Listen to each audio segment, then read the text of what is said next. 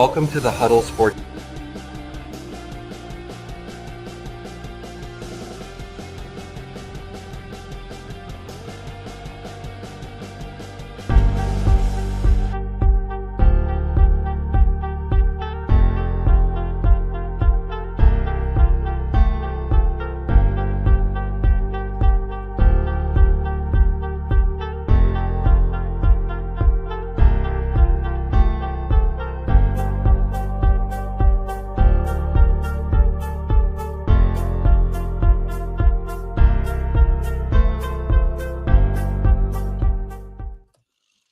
Hello, everybody. Welcome back into another edition of Prime Sports World. On today's episode of The Prime, I know me and Izzy, when we get together, we're doing the Fantasy Football Weekly, but not this week. We're going to be doing our season award prediction. If you remember all the way back at the start of the regular season, we gave you our awards predictions, and now we're going to give you our final awards prediction as we wrap up the regular season and we look towards the playoffs. We're going to talk about who's going to win every single major award and who is going to be hosting the Vince Lombardi Trophy. Whoa. I'm just playing. What's good, brother? How are you, man? I'm doing good. We're on the eve of the CFP semifinal tomorrow on Friday. Exciting. And then it leads right into the NFL playoffs wild card. So great, exciting 4 days of football. I don't know if there's any games on Monday night though. There is a game on Monday night. So 5 days of football. Yeah, 5 days. The Vikings and the Rams who get to play on Monday Night Football. So like that should be seriously, bro. They set this stuff up like that. Thursday, Notre Dame. They could have played both games on Thursday or Friday, but they did Thursday, Notre Dame, Penn State, Friday, Ohio State, Texas. And then boom, right into the NFL playoffs Saturday, Sunday, Monday. So, well, thank you very much for joining us. Please like, share, subscribe to the podcast. We are Prime Sports World. We are live on Facebook. We are live on YouTube, and we are live on the Huddle Sports Network. You can find that on all your Roku-enabled devices. And I'm David Huffman. Right there is my good friend and CEO, Mr. Israel Rivera. By the way, we have been friends for 14 years now. Did you know that? Man, that is a long time, man. I know. You literally watched my son. Grow up. Yeah. Literally. So, we always, by the way, everybody, for the last 3 years, I think we're gonna keep it going. But for the last 3 years, me and David's family always get together for Milwaukee Cubs game. So we're gonna keep it going. Hang out with Aunt Judy. Oh, man, it's always a blast. We have a blast every time. Well, let's talk about the National Football League. Let's talk about some awards, and let's start with the MVP, Most Valuable Player Award. This feels as there are really two guys I think have a legitimate argument to win the MVP. It's your Lamar Jackson, who's won 2 MVPs, and Josh Allen, who doesn't have an MVP. Obviously, you got some Saquon Barkley conversation in there a little bit. But when it's all said and done, who do you think is going to win the MVP?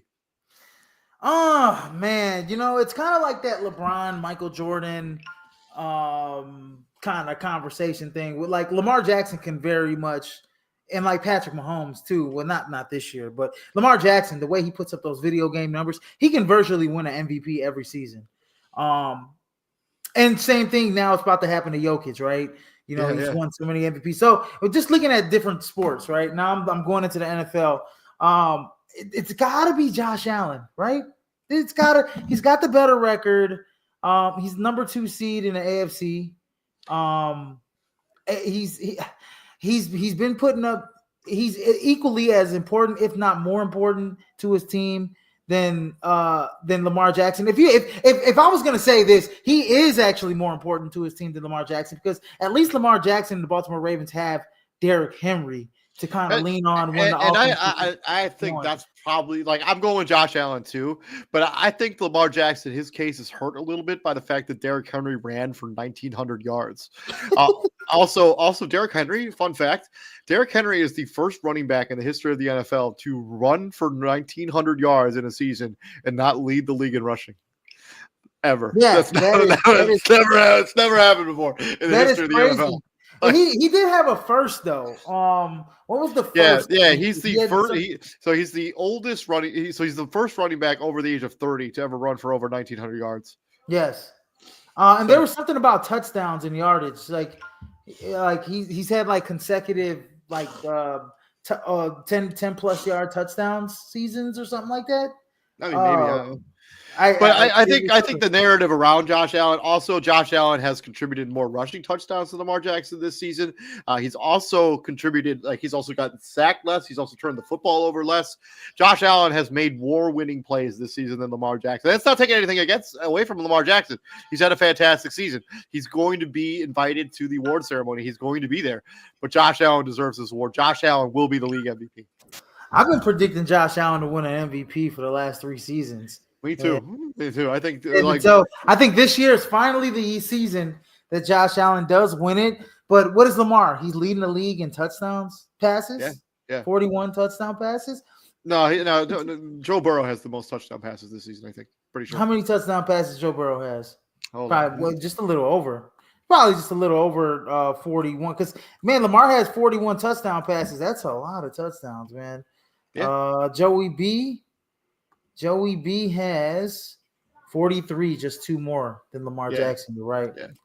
Good job, David. So I mean, I think when you boil it all down, not to mention, like a lot of people were down on Buffalo a little bit this season. Maybe people thought it might be a rebuilding season for the Buffalo Bills. You know, you trade away Stephon Diggs, you lose your starting center, you lose some other places on this defense that were important cogs on this unit.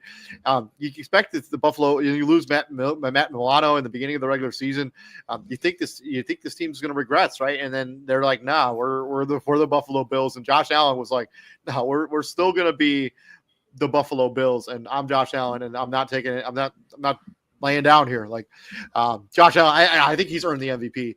Just for the top 5, if you're curious. So top 5, round out the top 5, Jared Goff, Joe Burrow, Saquon Barkley, Lamar Jackson, and then Josh Allen is the betting odds when it comes to the MVP award. That is pretty good. From there, let's talk about Coach of the Year. And I think there are a lot of deserving candidates for Coach of the Year. But when it's all said and done, who's going to get that award? It's got to be Dan Campbell, man. It's got to be Dan Campbell.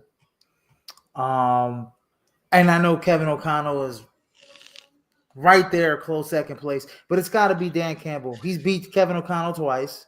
The last game wasn't even close.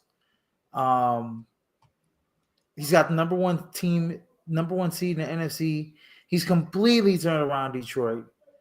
He's got the number 1 offense. Even with David Montgomery down, they even look even stronger, with Jahmyr Gibbs just kind of back there doing his thing. He has had a banged up defense for pretty much majority of the second half of the season. Yeah. And the defense keeps continuously making plays in the back end. He's going to have an all-pro. I mean, he's turned out an all-pro safety in Kirby Joseph. Terrion Arnold has turned around this season. Remember the beginning of the season, Terrion Arnold was like the most penalized rookie in the NFL, and he's turned his ways around as well. And we got to give success to that roster. We got to give successes to the general manager for putting together an excellent offensive line, probably the best offensive line in football. And so it's got to be Dan Campbell. It's got to be Dan Campbell. I'm not going Andy Reid because come on now. We're not gonna go Andy Reid, even though they're the number 1. They only got 1 loss or whatever the case is. I mean, you have Patrick. They're supposed to be this good. And they're not that good. I think you can make the argument for the Dan same Quinn thing too? for Dan Campbell. Like I think the Lions were expected to be here. They were expected to be good. They were expected to be the number 1 seed in the NFC. Like they were expected to be the top tier talent in the NFC. Kevin O'Connell has done with Sam Darnold revitalizing his career. He's about to get an 8-figure contract. I mean, he's about to get or 6-figure contract, whatever that number is, however the zeros, whatever. Like he's about to get like an 8-0 with like 6 zeros after it. Shut up. Kevin O'Connell is my Coach of the Year. I think the fact that Minnesota, everybody thought they were going to be a rebuild. They were going to be a 5-win team. Like they were never going to be successful without Kirk Cousins and bringing in Sam Darnold, and he allowed that his name is escaping me. Their defensive coordinator. I'm gonna have to look it up. But he allowed that team to like really, really become an excellent defensive unit. Kevin O'Connell is my pick for Coach of the Year. I would even take Sean Payton. Is it Flores?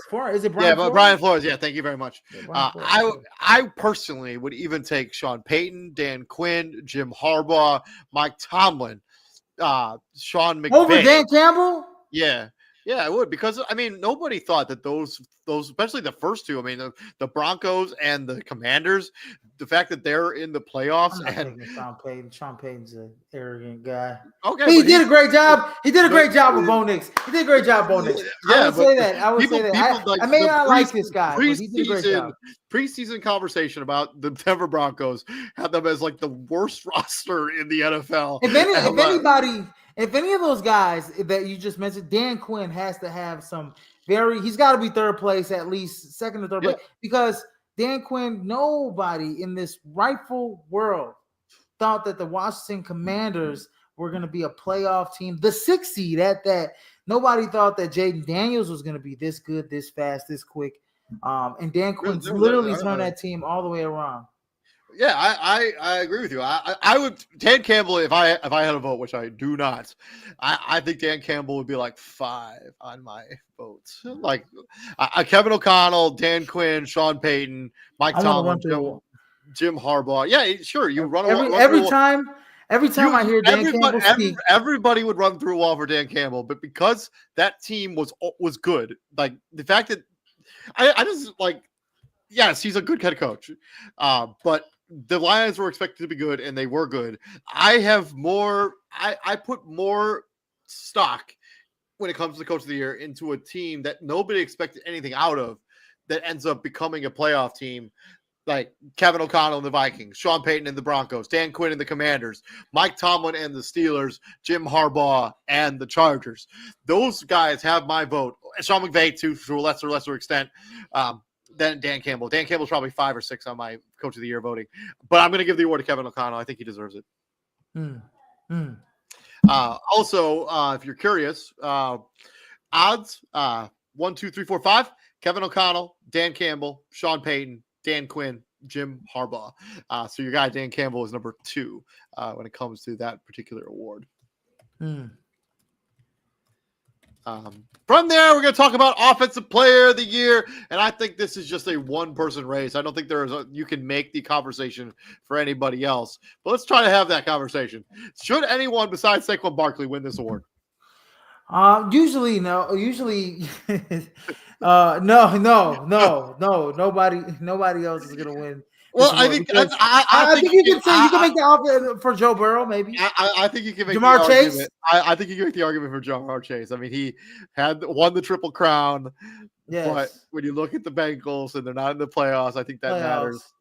I mean, you could also, if you decide that Josh Allen's the MVP of the league, you could be like, well, Lamar Jackson's probably the Offensive Player of the Year. I mean, he's the most dynamic offensive player in the league. Usually that Offensive Player of the Year award goes to the position other than the quarterback. If the quarterback is winning the MVP, then usually it's going to go to the other position player that's probably the best position player, which is like either wide receivers or running backs. So that's, I always exclude quarterbacks out of this, because it's like usually if the quarterback wins it, then the best running back or the best wide receiver will win like Offensive Player of the Year. Like what Tyreek Hill won it last year, right?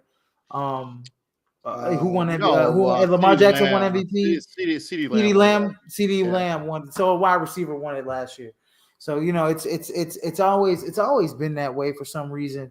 And I get it, because quarterbacks is the most important position on the field for a team. And when you have a high level quarterback putting up numbers like Lamar Jackson and Josh Allen, they definitely do deserve to be MVP of the league. Now, I think if Saquon Barkley broke Eric Dickerson's record, now we're having some serious conversations.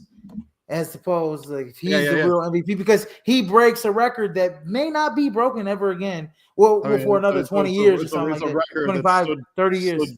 it's a record that stood the test of time for over 40 years. Yeah, I mean, for over 40 years. So if he was you able gotta to give it do to that. him.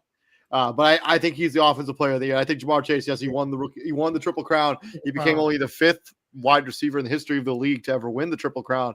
But what Saquon Barkley did, going for over 2,000 yards, I think is more impressive, especially since the Eagles are the 2 seed in the NFC. Yeah, absolutely. To the other side of the football, let's talk about DPOY. Real quick before we move on. Betting favorites for Offensive Player of the Year. Saquon Barkley 1, Jamar Chase 2, Lamar Jackson 3, Josh Allen 4, and Joe Burrow at 5. So let's talk about DPOY. Who do we have winning DPOY this season? Ooh, man. David, this is a tough one. So TJ Watt was out for a little bit of time. Myles Garrett is second in sacks. Who's first in sacks? Is it TJ Watt? Trey Hendrickson is the number Trey one. Hendrickson is number 1 in sacks. There we go. I forgot about him. I was gonna get to him as being like a top 4 or 5 candidate. But I think when you look at the number 1 guy, it's gotta be Patrick Surtain, because of the fact of just look at the numbers of number 1 wide receivers he shut down this season. Virtually everyone besides Jamar Chase, who he gave a run for his money all the way up into the end. And I think Jamar Chase got most of those yards on probably somebody else. If you look back at the tape. It was on Riley Moss for a majority of that game. Yeah, so it's got to be Patrick Surtain. Nobody, teams, he just blanketed number 1 guys. Nobody was able to get off on him this year. And I got to look at his numbers. I think he's probably up there in like pass deflections. He's probably up there in terms of wide receiver yards given up on him. So it's got to be, from the ice test, I think it's got to be Patrick Surtain Jr. Or the 7th. Yeah, I will go with that way as well. I think that's the clear cut. Patrick Surtain has been the best defensive player on one of the best defensive teams in the NFL. Because a lot of the reason that the Denver Broncos, because let's not forget, like it took Bo Nix a couple weeks, almost 6 or 7 weeks to really kind of figure out how to play football in the National Football League. He was making a lot of mistakes. He was throwing a lot of picks, but this defense was keeping them in games. And Patrick Surtain, he doesn't have the gaudy interception numbers. He doesn't have the gaudy, because they don't throw at Patrick Surtain. Like he just doesn't. They don't need to throw at him. He's become a shutdown corner on one of the best defensive in the league. I also think that the guy that's also on that defense, Nick Bonito, he had a stretch where he was just a menace on defense. I don't think he's going to win the award either, but I think he should obviously be in the conversation there. And if the Cincinnati Bengals had somehow squeaked their way into the playoffs, I think Trey Henderson would have been DPOY. If they would have made it to the playoffs, he would have won that. I mean, if you win, you lead the league in sacks. I mean, that's an accomplishment. We talk about players that have done that. They usually regularly win DPOY. But Patrick Surtain has been the best defensive player on a top 5 defensive unit this season. He's probably the defensive player of the year. I can't really make an argument for all. I mean, you could make the argument. You could make a little bit, but yeah. Like Andrew Van Ginkel comes over to the Minnesota Vikings, has 12 sacks, I think, this season. Really productive player. Menace. Kirby Joseph had 1 billion picks this season. Yeah, I think he led the league in picks, didn't he? Yeah, he did. Yep. Yeah. Myles Garrett, always reliable. He had another season where he had over double digits sacks. 14 sacks. 14 sacks. He was second. But that team isn't good, so I think that weighs him down. I picked Kyle Hamilton to be my DPOY prediction at the very beginning of the season. He's clearly not going to win the award, but he had a fantastic season as well. Zach Bond, who comes over from the New Orleans Saints to the Philadelphia Eagles, and he ends up becoming a Pro Bowler. So, yeah. There's a lot of guys that are worthy, but I think there's one guy that just stands out, and that's Patrick Surtain. Yeah.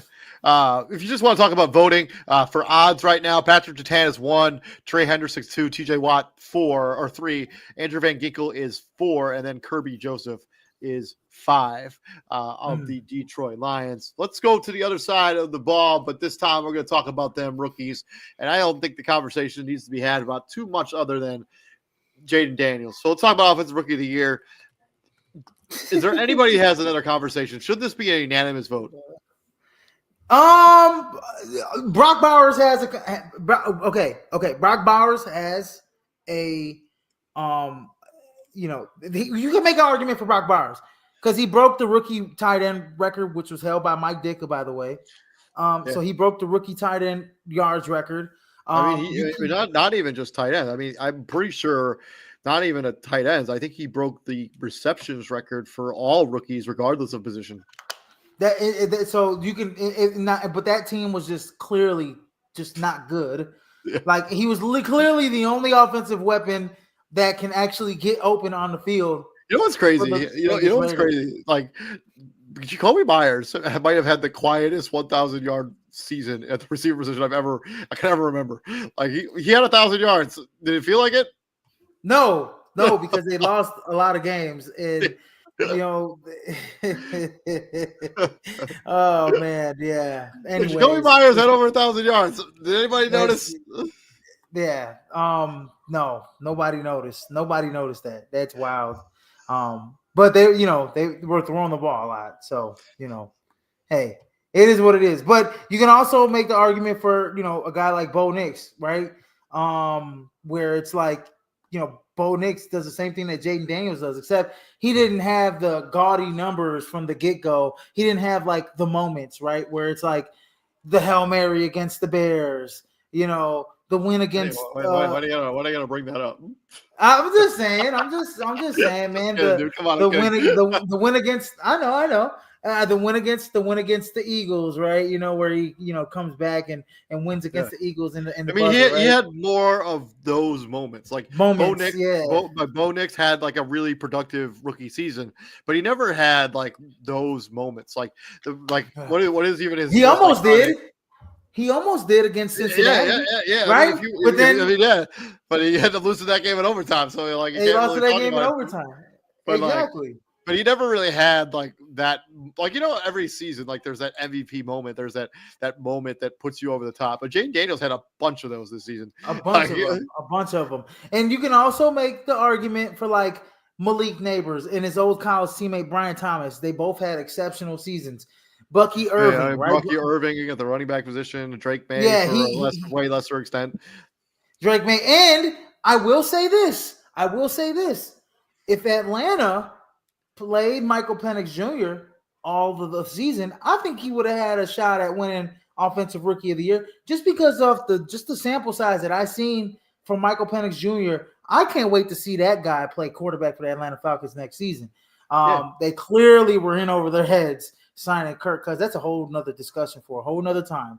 But if they played him majority of the season, I think Michael Penix Jr. would have been in this conversation as well, because at the end of the season, you saw a lot of great things out of him. And I wish I could have saw a full offensive rookie season. We'll see a sophomore season, sophomore season. I mean, you saw him and Bryce Young just going at it. That's going to be Bryce Young's going to be. I'm really curious to see the growth we saw it this year. Now we're going to see the growth of Bryce Young next year, hopefully. But yeah, when it comes to Offensive Rookie of the Year, Jaden Daniels is winning it. But you can definitely make an argument for a couple of the guys. But Malik Neighbors, Brian Thomas, Brock Bowers all played on terrible teams. Yeah, and so it's. I think Jaden Daniels. I don't think it'll be unanimous. I think Bo Nix will get a vote. I think Brock Bowers will get a vote as well. But Jaden Daniels had a fantastic rookie season. Is deserving of this award. To the other side of the football, let's talk about DPOY, Defensive Rookie of the Year. Also, real quick before we move on, top 5 when it comes to. Offensive Rookie of the Year, Jaden Daniels, Brock Bowers, Bo Nix, Marvin Harrison Jr. Actually, there are 4 guys that all have the same odds, according to DraftKings. That's Marvin Harrison Jr., Drake May, Xavier Worthy, and then Bucky Irving in that, rounding out that group. Let's swing to the other side of the ball. Let's talk about Defensive Player of the Year, Defensive Rookie of the Year, sorry. And I got to start, I think, with Jared Verse. I think, he came in. Yeah, you had some massive shoes to fill in that Aaron Donald role, and he did a pretty good job. I know they not quite the same position now. He plays outside linebacker, but I think they asked him to do a lot of things, and he was dominant this season as a member of the Los Angeles Rams. Yes, he was. I mean, and you kind of got to look at his teammate as well, who had a great season in Braden Fisk. But I mean, honestly, my defensive rookie of the year's got to go to Quinyon Mitchell from the Philadelphia Eagles. Got to go to Quinyon Mitchell. He was like legit shut down corner out of Toledo. The kid came in and played his tail off. And then, I mean, we got to look at his other rookie counterpart in Cooper DeJean, who was playing really good. Well, whatever. I like to be bougie with it, DeJean. Oh, okay, all right. It sounds so intricate, I guess. Anyways, hey, man. Anyways, but yeah, Cooper DeJean, whatever. Played well down in that second, half of the season. And he was also, doing some, kick return, punt return stuff as well as we were, all see. So, yeah, man, I think out of those guys, I mean, Terrion Arnold, we talked about him. He came on a little bit, strong in the second half of the season. Jared Verse, I think only has 4.5 sacks. This season. 4.5. 4.5. I mean, Kobe Turner didn't even win defensive. I mean, obviously because Will Anderson. And he had double-digit sacks. So, like, I got to go with Quinyon Mitchell. I'm going to go Jared Verse. I know that's probably not the popular pick, but I just feel like his impact on that defense, on that Rams defense, was more impactful than Quinyon Mitchell. But I think you're splitting hairs. I think you could go literally either way on those two positions, on those two guys. Wait, I gotta disagree with you a little bit on that one because I think Quinyon Mitchell, we talked about this secondary last season and before the season. We said that the secondary was terrible. They were terrible last season. They were not great. And you grab Cooper DeJean and Quinyon Mitchell, and they literally turned your defense around in the secondary. I mean, they did give up a lot of points on various occasions, but all right. But I mean, the majority of the season, I mean, they were pretty damn good. They were better than last year. They turned that Eagles but the bar was so low you could literally only go up. But I don't necessarily disagree with Quinyon Mitchell. I think he's for sure going to be. It won't be like this unanimous award winning, but I think Jared Verse. It's going to be a hard one. Yeah, I think I just feel like he's been really impactful from day one. If you round out the top five, we got Jared Verse. This is on DraftKings odds. Jared Verse at number one, Quinyon Mitchell at number two, Brandon Fisk, Jared Verse's teammate, Chop Robinson, who had a really solid rookie campaign. And I'm gonna be totally honest with you. The fifth guy is Tarheeb Still. I don't even know what team he's on. Like I literally have no idea. Oh man, that's really bad that we don't know who this guy is. But I'm gonna Harvey Steele. Oh, the corner for the Chargers. He was a 4th round pick from Maryland, 5th round pick from Maryland. Yeah, and he's 45 tackles. He's top 10 in the league in interceptions. Yeah, top 10 pass deflections. So who would have known? Who would have thought? 62 total tackles, 45 solo. And he's got a half sack, and he's got a defensive touchdown this year. So yeah, look at us sleeping on Tarheeb Steele. We apologize for sure. Sorry, Chargers fans. Sorry. Moving on to comeback player of the year. Who do you think is going to win comeback player of the year? I think there are a lot of guys that are extremely deserving of this particular award. This is. Yeah. Let me tell you right now. Go ahead. Me and TJ got into this yesterday. I think it was yesterday or the day before. Sam Darnold's not eligible for this award. Like he has really good should odds. Be though. No, he shouldn't be. The rule is I know what the rules are. They changed the parameter of the rule. So like just because you were riding the pine in San Francisco, it does not make you eligible for this award. We saw that last season with Joe Flacco because the league got all upset that Joe Flacco won that award when he played like 5 games, rolling off on the pine. They dusted him off of free agency. They let him start for the Browns, and he won comeback player of the year. They don't want people that are just sitting on their ass winning this award. They want guys that were good, got hurt, came back and played well. So Sam Darnold is not eligible for this award. He's just not. And that may be unpopular. I totally disagree with the NFL. That is some BS. They should not do that. Sam Darnold should totally be it's totally an option for this award because Sam Darnold was literally damn near exiled. He went to Carolina, went to San Francisco, was on the Jets. I mean, totally just went through system, offensive corner at the offensive corner. Everybody wrote him off. Just the same thing as like Geno Smith. I think Geno Smith should have got like comeback player of the year a few years ago. Like, why shouldn't these guys who went through all this mishap in their NFL careers because they don't want it to be they don't want it'll be an award to a guy who just got an opportunity to start and wins will comeback player of the year. By the way, I feel that's not the purpose of this award. This award, the purpose of it is to reward somebody who came back from an injury and played well. Joe Burrow is going to win this award, and he should win this award. I mean, you remember he had that elbow or the hand, whatever injury it was. The wrist injury. The wrist injury required surgery, and there were a lot of conversation at the beginning of the season about if he could like still have the same grip strength on the football. I think he proved that he's got good. His grip strength is fine. Lead the league in touchdown passes, touchdown yards, completions, all that jazz. Joe Burrow is going to win this award. The only other guy that I think has a legitimate claim to it is J.K. Dobbins. J.K. Dobbins loses 2 seasons in a row with an Achilles and an ACL, or maybe even just 2 Achilles in a row. I can't remember what. He basically changed the Chargers offense, like goes into Los Angeles. That's the only guy. And if you're removing Sam Darnold from the conversation because he's ineligible to win the award, you can vote for him if you're one of those people that vote. Your vote will probably be disqualified because he's not coming. He's not a comeback. He's just not. He's not. Okay. He's not going to win this award. So here we go. Or eligible. If I had a vote, yes, I agree with you. If for the guys that are actually available or actually eligible for the award, it's got to go to Joe Burrow because Joe Burrow is an legit MVP candidate. Okay, he might finish top 5 in MVP race, and yes, he should be comeback player of the year.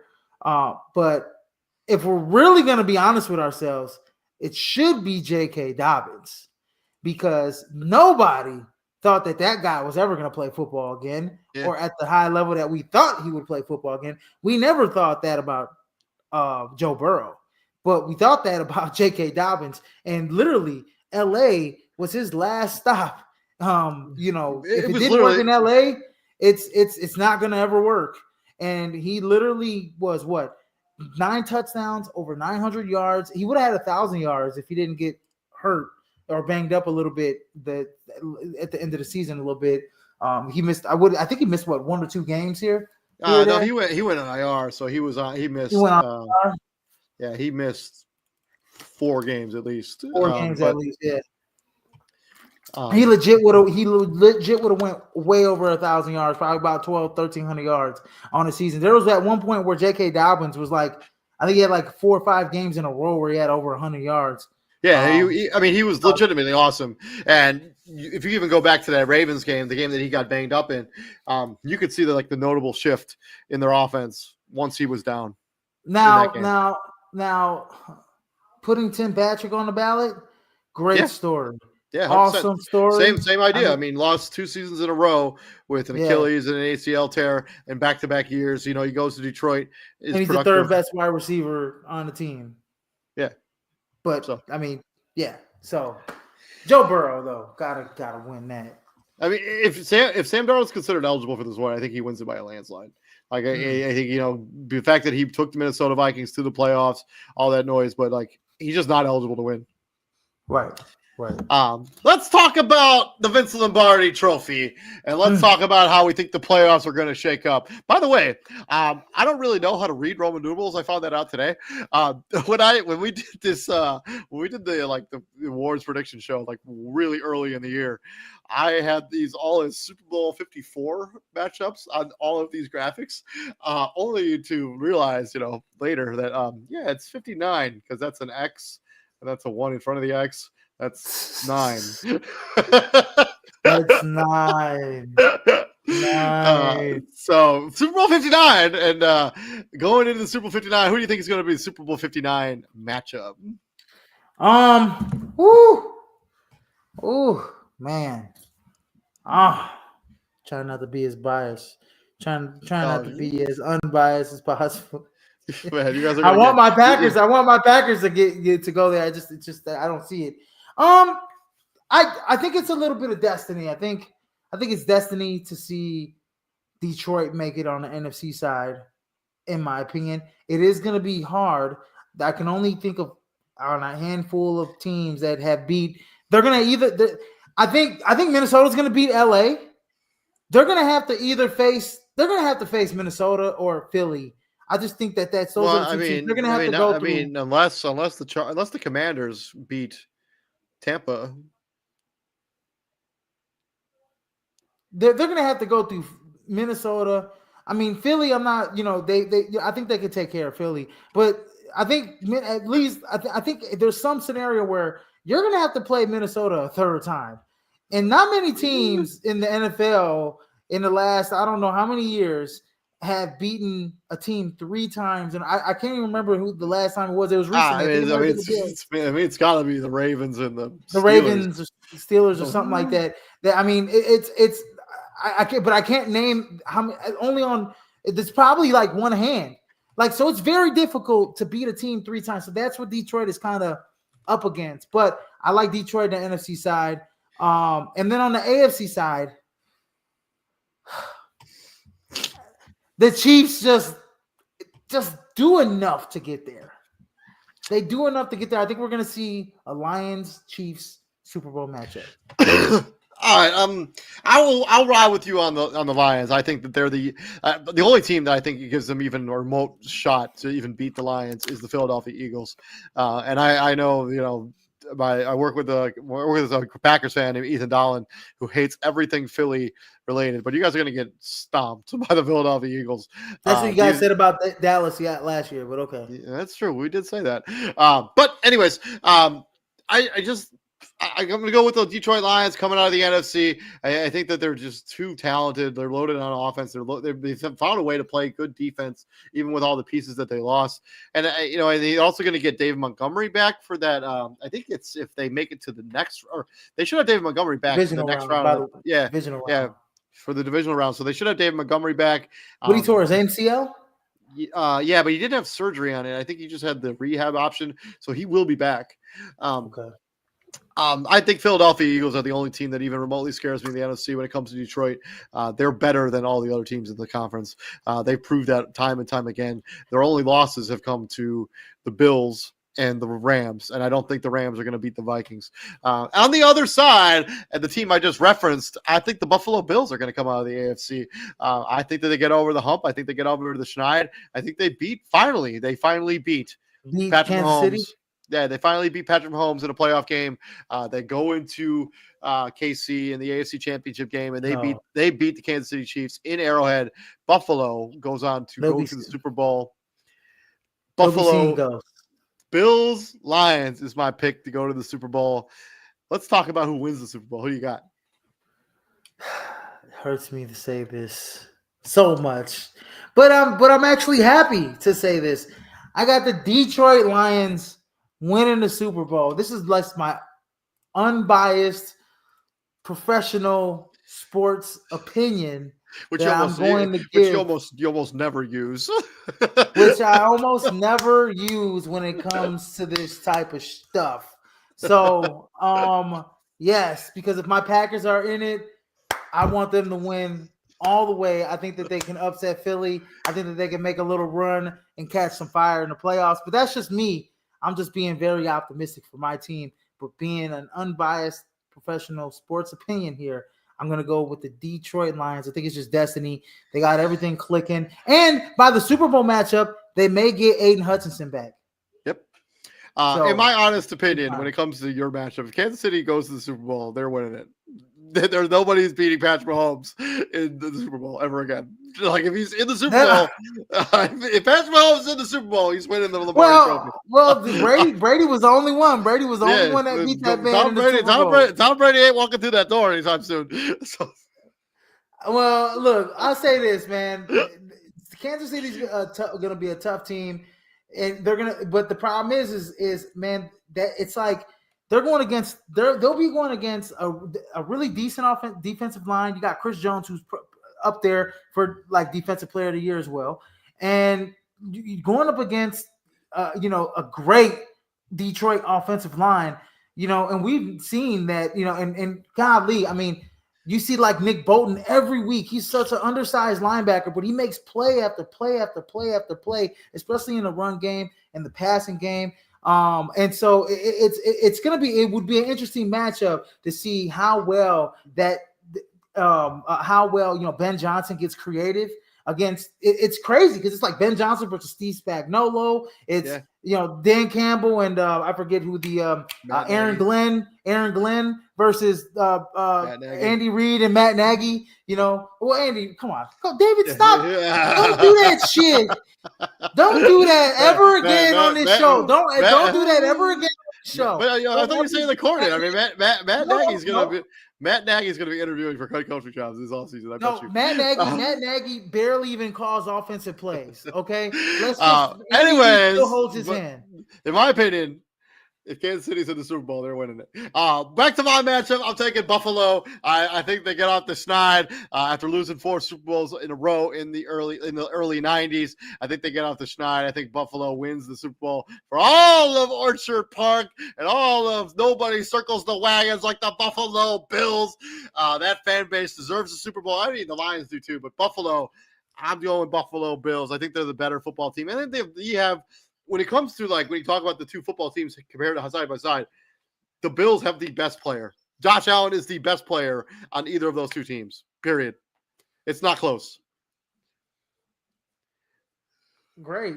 Awesome. Against Detroit? Yeah. Josh Allen better bring his hard hat lunch pail. Josh Allen loves his hard hat and his lunch pail. He's going to be going against possibly Aiden Hutchinson, definitely Zadarius Smith, Big Z out there.